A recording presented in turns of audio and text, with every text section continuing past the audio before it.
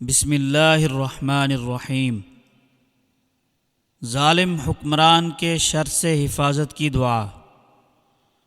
حضرت عبداللہ بن مسعود رضی اللہ عنہ فرماتے ہیں، اگر تم میں سے کسی کو اپنے حکمران سے بد دماغی اور ظلم کا خطرہ ہو تو یہ دعا پڑھ لے، یقیناً تمہیں اس کی طرف سے کوئی برائی نہیں پہنچ سکے گی۔ یہ بہت زبردست، مؤثر، نافع اور آسان دعا ہے۔ اس دعا میں جہاں فلان کا لفظ لکھا ہے وہاں اپنے حکمران کا نام لے لیں اور پھر پورے یقین کے ساتھ پڑھیں۔ اللہم رب السماوات السبع ورب العرش العظیم